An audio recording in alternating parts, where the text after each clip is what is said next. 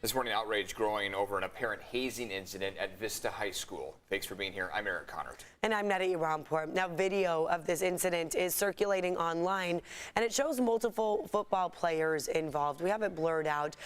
Now families, they're calling for accountability. CBS 8's Dana Marie McNichol is live at Vista now with the latest on this investigation. Dana Marie? Well, good morning, Eric and Netta. Parents, students, former students all gathered here yesterday in frustration. They had somewhat of a rally. They held signs asking the school to make sure that this type of actions by these students, this type of bullying never happens again. They're hoping for some accountability. Now, this incident happened around August 31st and September 1st, two different incidences that went viral on social media. Now, it shows that a video, a student being picked on, thrown into another room where he was then reportedly verbally and physically assaulted. Now, the sheriff's deputies initially received reports about a sexual assault, but after speaking to the 14-year-old victim, his mother, students, parents, and faculty, it was determined that a sexual assault did not happen. Parents still have many questions as to why this conduct was happening to the student. Now, yesterday, the school released a written update to the community on the situation.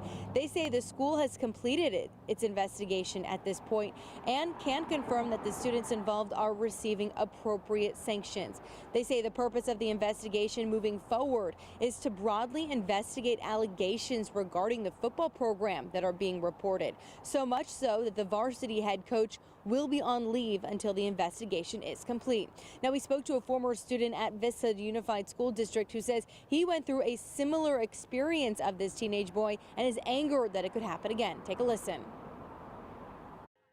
I was sexually assaulted in both middle school and in high school, and when I reported that the school did absolutely nothing about it, or if they did take action, it wasn't enough. But when I see something like this, it angers me because I'm realizing it's going to be the same thing that happened to me, and I don't want to see that happen again.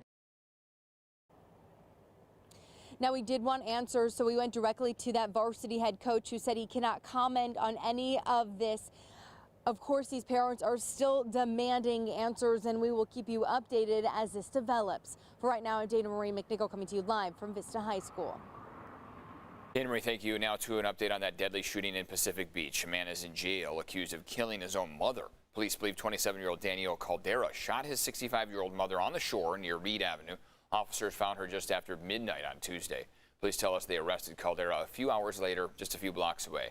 Detectives have not revealed the woman's name or what led them to suspect her son had killed her.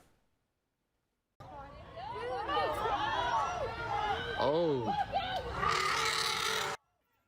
Yeah, you hear the elephant. This video really hard to forget. The man who carried his 2-year-old daughter into that elephant enclosure at the San Diego Zoo could learn his sentence today. The video shows an elephant charging towards Jose Navarrete and his daughter while they posed for a picture in that exhibit. Nobody got hurt. Navarrete pleaded guilty to a felony child endangerment charge, and he now faces up to 6 years in prison.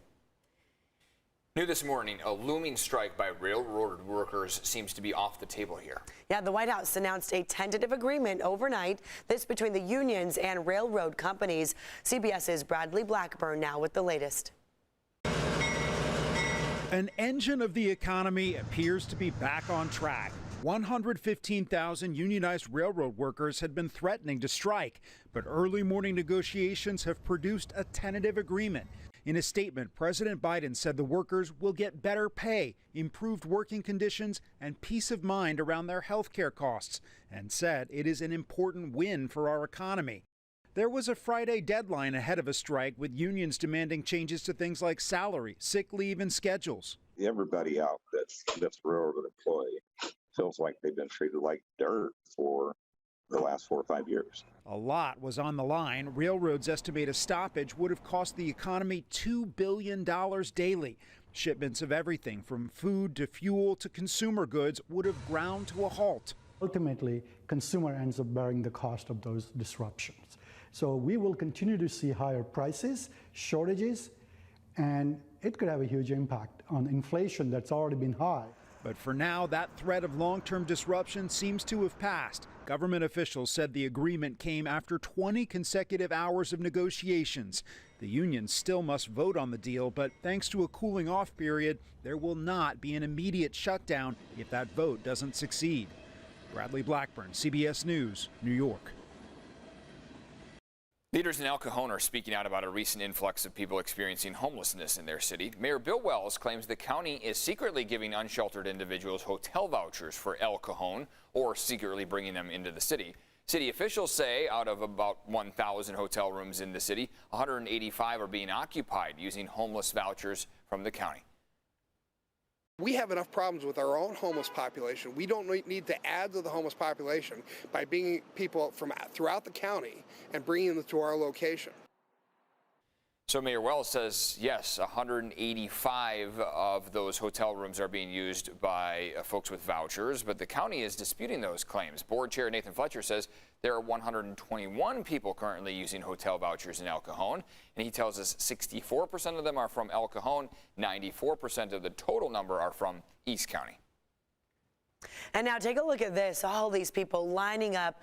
They've been there around the clock, day and night, all to get a chance to say farewell to Britain's longest reigning monarch, Queen Elizabeth II. Some have been waiting for hours, even days, to see the Queen's coffin. She lies in state at Westminster Hall. Close to 1 million people are expected to see the Queen lying in state. Her funeral is on Monday, and that'll be at Westminster Abbey. The Queen, she was very hardworking, and she had integrity, and she was dignified, and personally, she's a role model. Yeah, many people were brought to tears as they said their farewells. The late monarch's coffin is topped with the imperial state crown. It's encrusted with about 2,800 diamonds. The Queen wore it for her coronation. That was the video you just saw back in 1953. 6:07 now. Let's check in with Evan and see how the forecast looks as we approach the weekend here. That's right. We're getting close to it, and as we do so, we'll see those cooler temperatures lasting all the way through the weekend, and that marine layer joining us each morning to come. We already have it quite present out there. There are a few spots where those clouds have broken up a bit, so it's a bit patchy to start off the day, but by the afternoon, we're expecting plenty of sunshine. So keep in mind along the coast and inland, those clouds usually hang out with us for a good portion of the morning. By the afternoon, they yield plenty of sunshine, so those clouds will recede across and just kind of hang out along the coastline.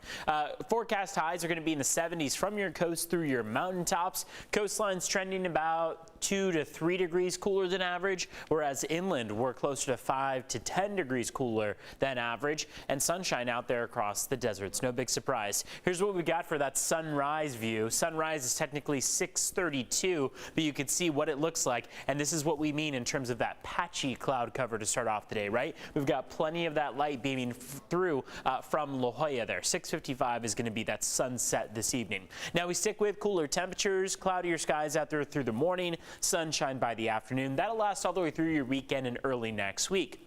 As we mark about the middle of next week, we'll start to transition to warmer temperatures, and you see those highs climb each day from Thursday through Saturday. It's going to be another week, though, of these cooler, more fall-like temperatures, and we could even see the influx of a bit of moisture. A trough of low pressure is going to make its arrival on Monday. That'll keep us cool at least through Wednesday, and it is responsible for even more cooling that could take place between now and early next week. Right now, models do mostly show that this is going to fizzle out before it gets to us. That means we will stay dry. There's about a 10 to 15% chance that we could see a little bit of wet weather going from Monday into Tuesday. But again, right now, we're just going to kind of have to wait until we approach it. It does seem like this trough, this low pressure system coming from the north is going to break apart completely before it hits us, however.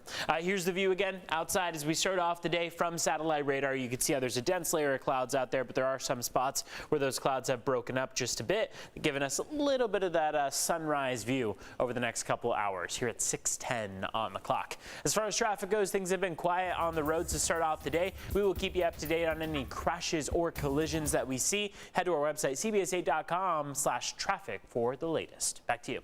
And heads up before you fill up here today, today's average gas price in San Diego is up slightly to $5.38 for a gallon of regular. By the way, this is the 13th day in a row that those prices have gone up. We are all hoping they go the other way, please. Wrong trajectory. Yeah.